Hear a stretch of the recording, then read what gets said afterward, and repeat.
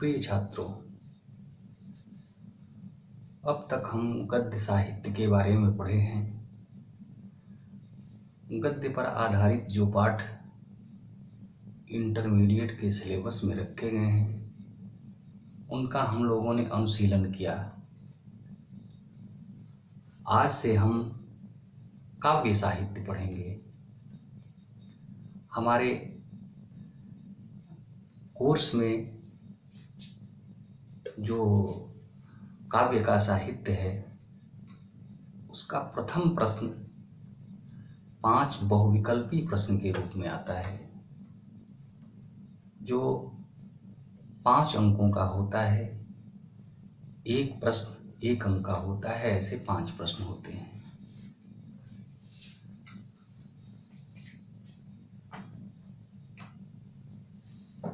पाठों पर, जो काव्य के पाठ पर आधारित प्रश्न हैं, उसमें एक काव्यांश दिया जाता है और उस पर आधारित 5 प्रश्न होते हैं, जो प्रति प्रश्न 2 अंक का होता है।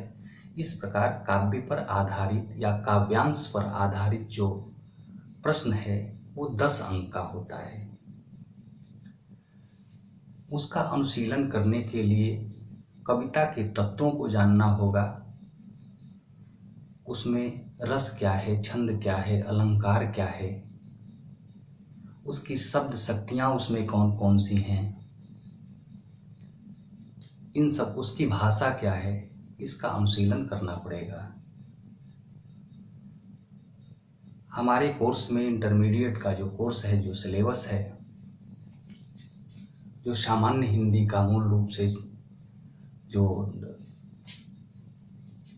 पाठ है, जो हम लोगों को पढ़ना है, वो प्रथम पाठ है पवन दूतिका, जो प्री प्रवास से लिया गया है। इस पवन दूतिका को पढ़ने के लिए जो उसकी आधार भूमि है, या किसी कविता को पढ़ने के लिए आधार भूमि उसका विकास होता है, काव्य का विकास, तो उन कालखंडों को आज हम समझेंगे।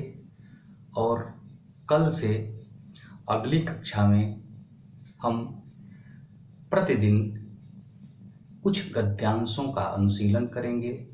उस पर अवलंबित प्रश्नों के परिप्रेक्ष्य में हम उस पाठ को पढ़ेंगे। आज हम जो काव्य साहित्य का विकास है, उस पर आप लोगों का ध्यान आकृष्ट करना चाहता हूँ। हिंदी काव्य साहित्य का जो विकास है, मूल रूप से 4 भागों में विभक्त है, जो इस प्रकार है।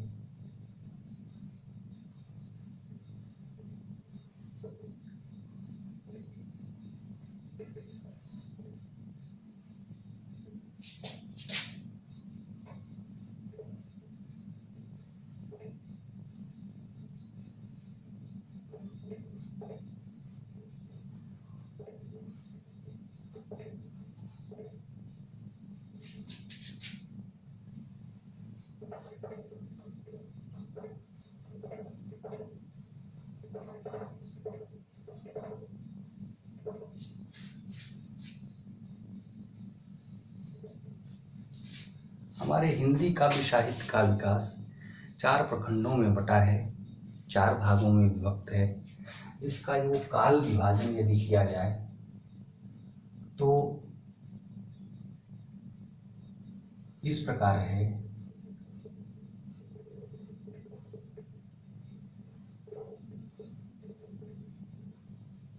आदिकाल,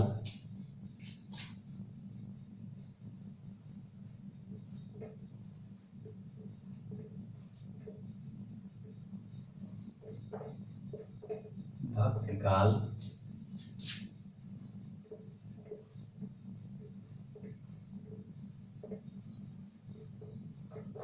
रीतिकाल और चौथा आधुनिक काल।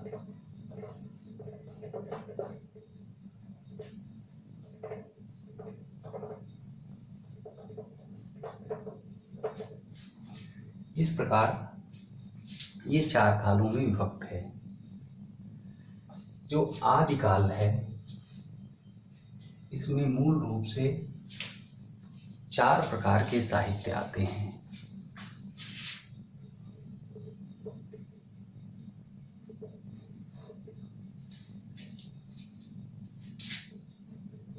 पहला है सिद्ध साहित्य,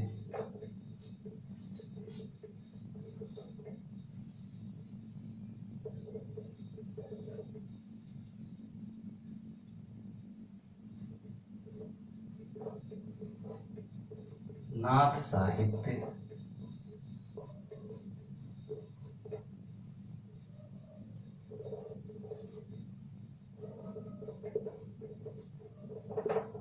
जैन साहित्य,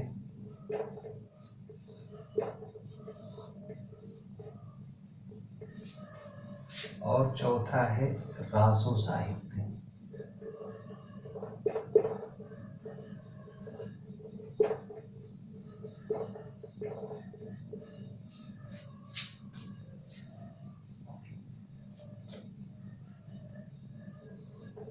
लोक या लौकिक साहित्य,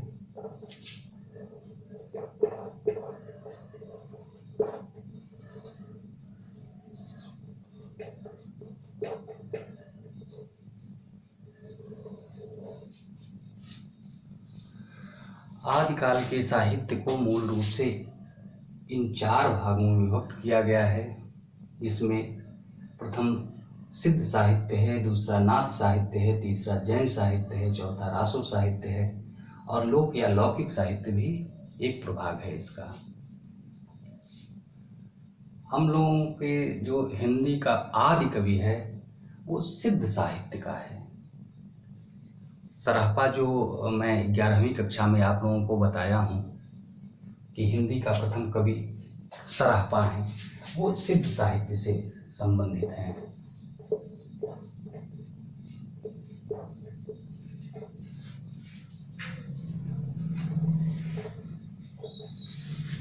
ये इन चारों प्रखंडों को हम लोगों को इंटरमीडिएट के इस कोर्स में पढ़ना नहीं है। अब दूसरा काल जो आता है इसको आप लोग अपनी हिंदी की कॉपी पर लिखते रहेंगे।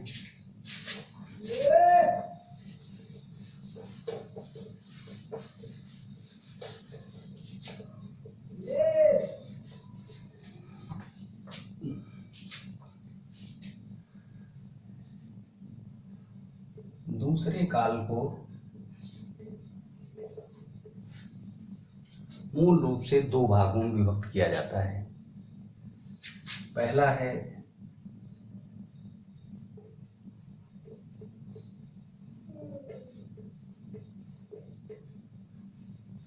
निर्गुण काव्यधारा,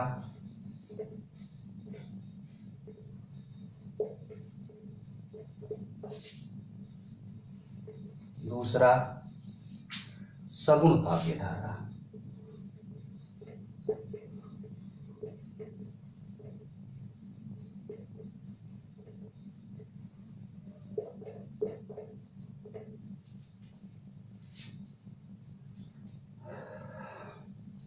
इस प्रथम काव्यधारा के 2 प्रखंड हैं, इसके भी 2 विभेद हैं।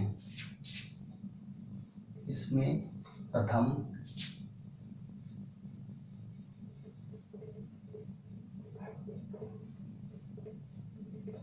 ज्ञानाश्रयी काव्यधारा,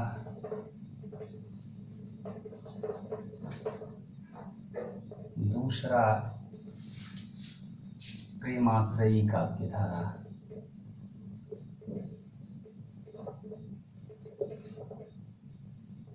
प्रेमाश्रयी काव्यधारा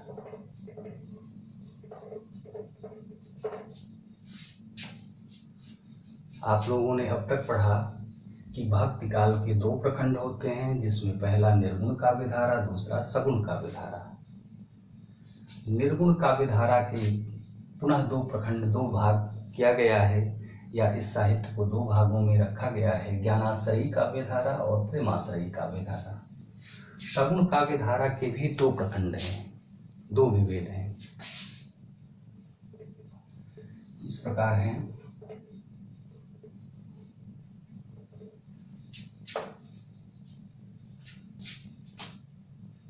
रामाश्रयी काव्यधारा,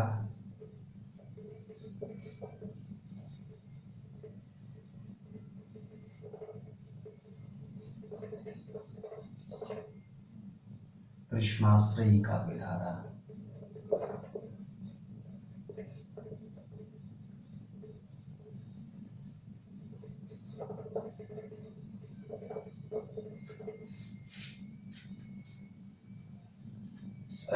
इस प्रकार भक्ति काल के ये 4 प्रखंड हुए: ज्ञानाश्रयी काव्य धारा, प्रेमाश्रयी काव्य धारा, रामाश्रयी काव्य धारा और कृष्णाश्रयी काव्य धारा। जो हमारी 11वीं कक्षा है, हिंदी का 11वीं कक्षा का जो सिलेबस है वो इस काल से ज्ञानाश्रयी काव्य धारा से प्रारंभ होता है। ज्ञानाश्रयी काव्य धारा के जो प्रथम कवि हैं वो कबीरदास हैं और 11वीं कक्षा की पढ़ाई, हिंदी की पढ़ाई, हिंदी का अध्ययन हम ज्ञानाश्रयी काव्य धारा से करते हैं। लेकिन 12वीं कक्षा में जो हमारा अध्ययन प्रारंभ होगा वो भक्ति काल से नहीं, न ही रीति काल से, हमारा अध्ययन आधुनिक काल से होगा।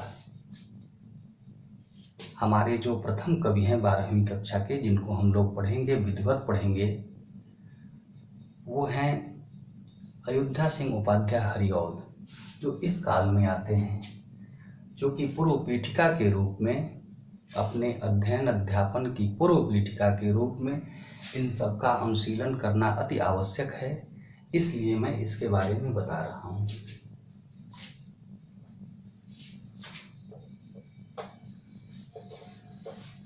आप इन चीज़ों को अपनी कॉपी पर लिखते रहेंगे।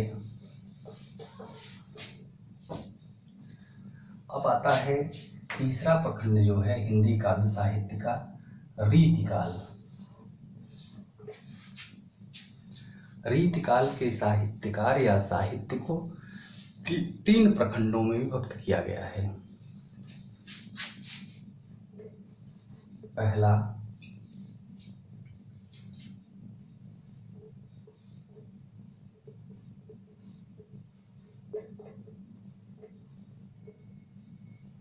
रीतिबद्ध,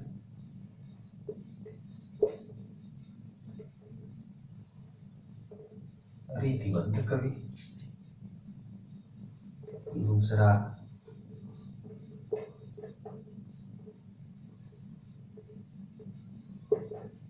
रीति मुक्त कवि। तीसरा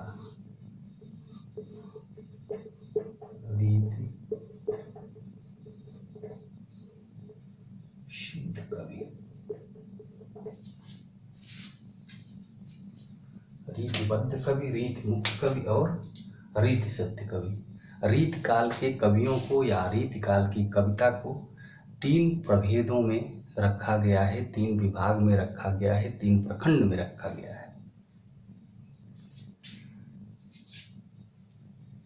क्योंकि इनके बारे में विस्तृत जानकारी उतनी आवश्यक नहीं है जितनी कि आधुनिक काल के बारे में। चूँकि आधुनिक काल से ही हमारा कोर्स शुरू होता है, इनके बारे में हम बीच बीच में एक काल के बारे में या एक कवि के बारे में बीच बीच में पढ़ते रहेंगे। अब हमारा जो चौथा काल है, जिससे हमारा ये पाठ्यक्रम शुरू होता है, उसके बारे में समझेंगे।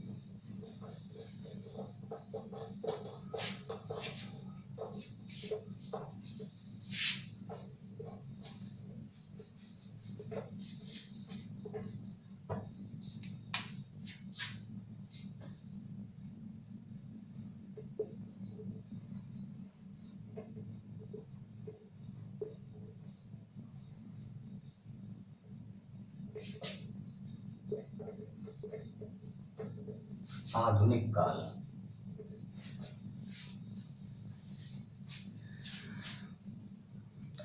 आधुनिक काल को रामचंद्र शुक्ल एक हिंदी साहित्य के श्रेष्ठ आलोचक रहे हैं, एक इतिहासकार रहे हैं। उन्होंने कविता के बारे में भी बहुत अच्छी बात कही है।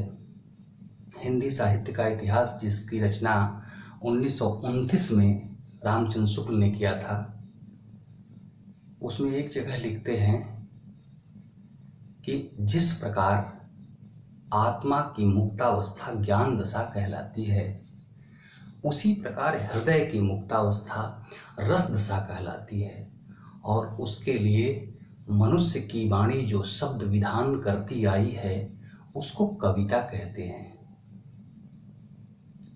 कविता की इतनी सुंदर परिभाषा, इतनी ज्ञानपूर्ण विवेकपूर्ण परिभाषा मैंने नहीं पढ़ी है। उसी रामचंद्र शुक्ल ने, जो श्रेष्ठ इतिहासकार हैं, श्रेष्ठ निबंधकार हैं, आधुनिक काल का दूसरा नाम गद्य काल दिया है।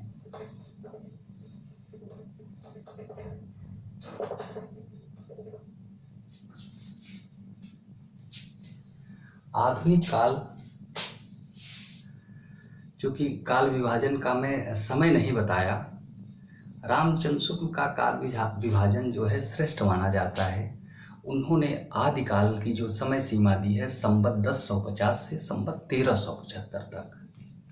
रामचंद्र शुक्ल ने भक्ति काल की जो समय सीमा दी है संवत 1375 से संवत 1700 तक।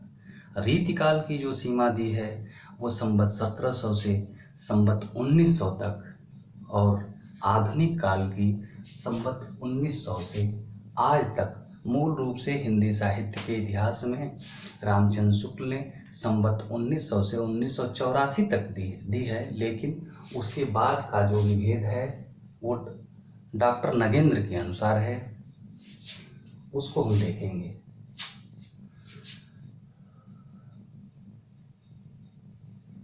आधुनिक काल का जो पहला काल है उसको हम पुनर्जागरण काल इस नाम से जानते हैं। इसका दूसरा नाम भारतेंदु युग। इसकी जो समय सीमा है वो सन 1868 से सन 1900 तक है। ये आधुनिक काल का प्रथम काल है। आधुनिक काल का जो दूसरा काल है वो है जागरण सुधार युग।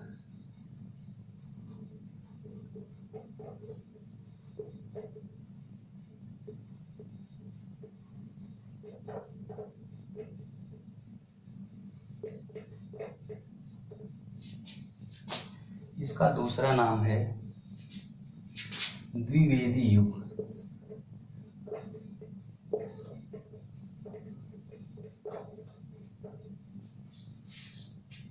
आधुनिक काल का दो काल मैंने बताया। पहला काल पुनर्जागरण काल, जो भारतेंदु जी जिसके केंद्रीय व्यक्तित्व हैं, जिसकी केंद्रीय सत्ता है, वो भारतेंदु के नाम पर है, इसलिए इसका नाम भारतेंदु युग भी पड़ा, जो सन 1868 से सन 1900 तक है। द्वितीय युग जागरण सुधार काल, जिसका नाम दूसरा नाम द्विवेदी युग है, जो महावीर प्रसाद द्विवेदी के नाम से पड़ा। इसकी समय सीमा सन 1900 से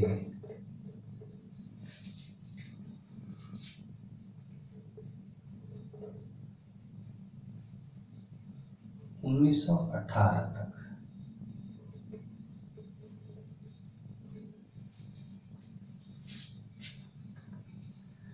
अब इस समय सीमा पर बहुत से विद्वानों में विवाद है। यह समय सीमा ऐसी है, यहाँ से शुरुआत छायावाद की होती है। बहुत से विद्वान इसे 1820 तक, 1822 तक मानते हैं, लेकिन काल विभाजन की जो तिथि है या किसी युग की जो समय सीमा है वो बिजली का स्विच नहीं है कि वहीं पर बंद हो जाएगा। उसकी प्रवृत्तियां आगे तक जाती हैं, पीछे तक जाती हैं, इसलिए ये विवाद खड़ा है। तीसरा काल है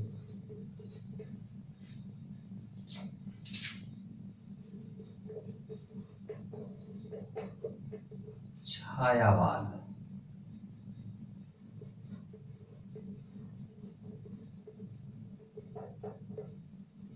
छायावादी,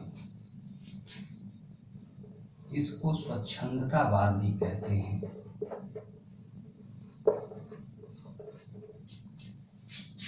छायावाद आता है। छायावाद की समय सीमा सन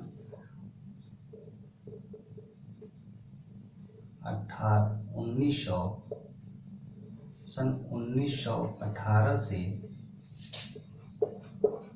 सन 1936 तक। इतना आप लोगों से मैंने हिंदी की एक कापी बनवाई है, उसी हिंदी की कापी में ये सारी चीज़ें आप नोट करते रहेंगे। ये बहुमूल्य है और जब कक्षाएं शुरू होगी तो उसमें इसका मूल्यांकन किया जाएगा, देखा जाएगा।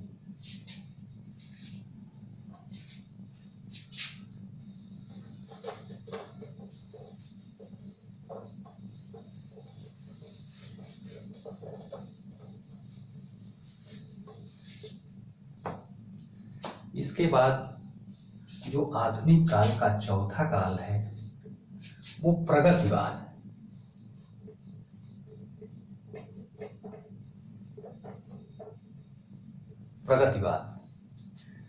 प्रगतिवाद की जो समय सीमा है सन 1936 से सन 1943 तक।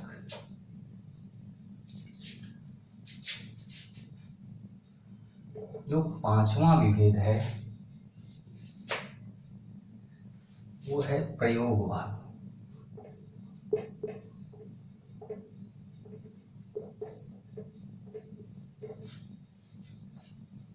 प्रयोगवाद सन 1943 से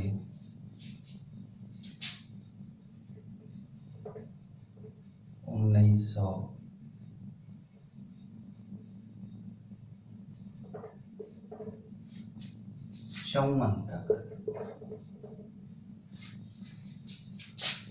अब ये जो समय सीमा है ये कालखंड विवादित है। इसको समझने के लिए ऐसा समझना होगा कि प्रयोगवाद की शुरुआत प्रारंभ अज्ञेय ने की। इन्होंने एक तार सप्तक नामक पत्रिका संपादित की जिसमें 7 कवि थे। अज्ञेय, मुक्तिबोध, गिरजा कुमार माथुर, रामविलास शर्मा, नेमिचंद जैन, प्रभाकर माचवे,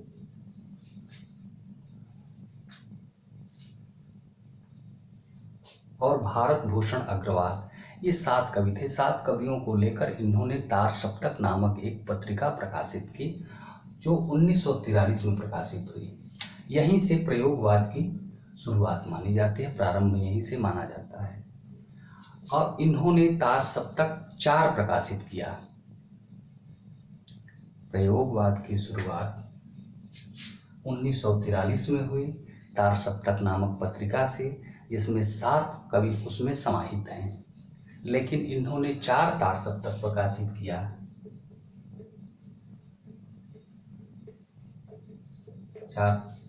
तार सप्तक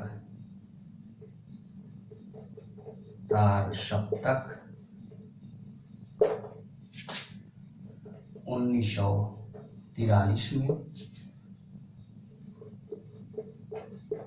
दूसरा सप्तक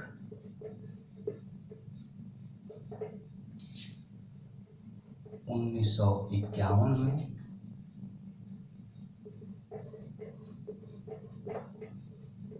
तीसरा सप्तक 1959 में,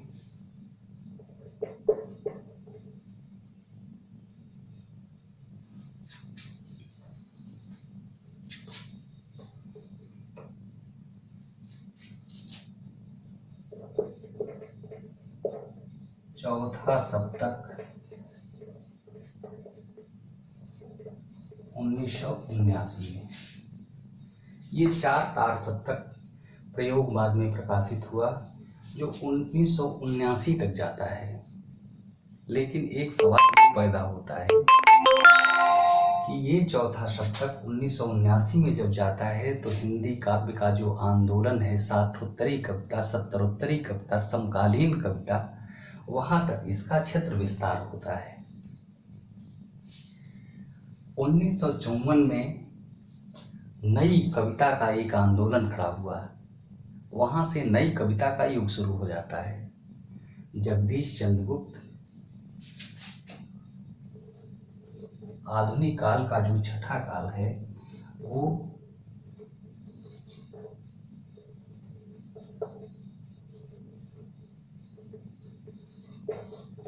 नई कविता युग।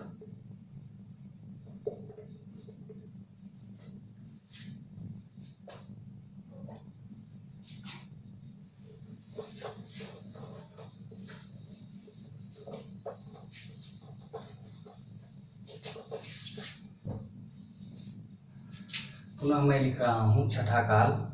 आधुनिक काल का जो छठा काल है वो नई कविता युग, जो सन 1954 में प्रारंभ होता है। इसके साथ एक घटना ये है कि जगदीश गुप्त डॉक्टर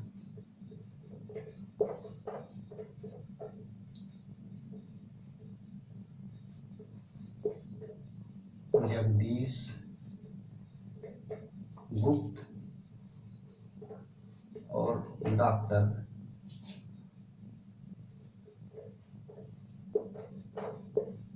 रामस्वरूप चतुर्वेदी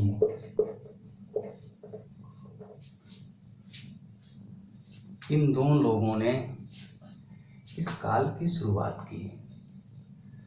कहा जाता है कि जब प्रयोगवाद हास्यास्पद सिद्ध होने लगा, कविता का हास्यास्पद स्वरूप सामने आने लगा, तो अज्ञेय स्वयं छद्म रूप में इन व्यक्तियों को प्रेरित करके और नई कविता का आंदोलन शुरू किए, जो 1954 में हुआ।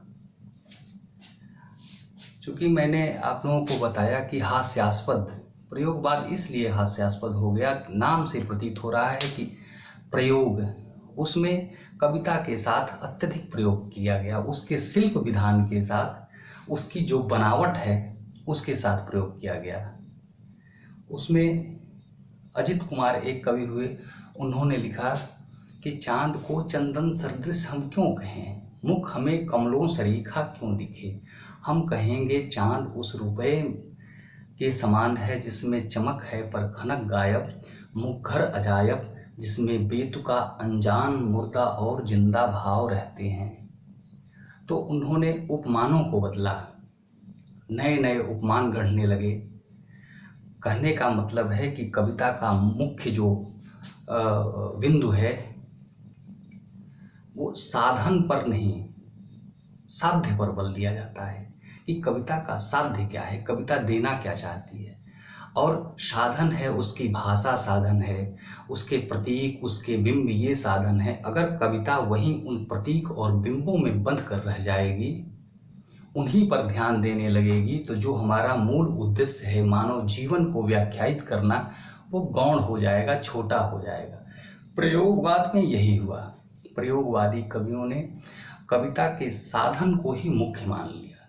साधन का तात्पर्य ऐसे समझिए कि छत पर हमें जाना है, हमारा साध्य छत है और सीढ़ी साधन है।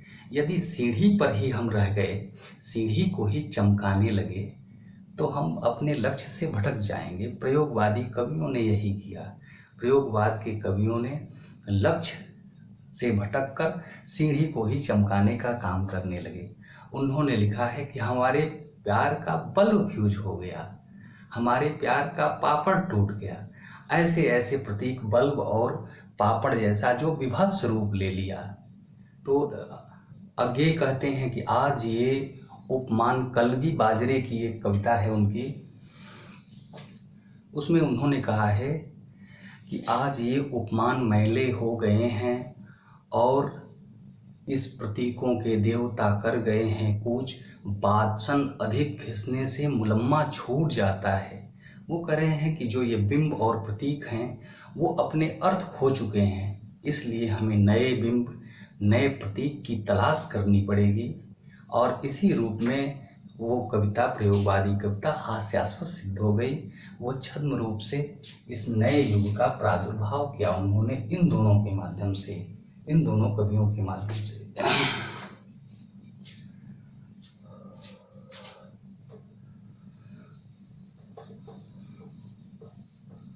आधुनिक काल का जो अगला विभेद है 7वां, वो नवलेखन युग।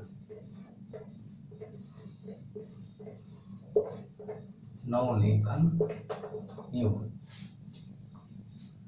नवलेखन युग जो कि बीच में कई प्रखंड इसमें आए हैं। नई कविता के बाद साठोत्तरी कविता, साठोत्तरी के बाद सत्तरोत्तरी कविता, सत्तरोत्तरी के बाद समकालीन कविता। ये सारे जो वाद हैं या सारे प्रखंड हैं उसको नवलेखन युग नाम दे दिया जाता है, इसी में समाहित हो जाते हैं। और ये नई कविता के बाद अर्थात 1954 के बाद ये सारे का इसमें समाहित हो जाते हैं।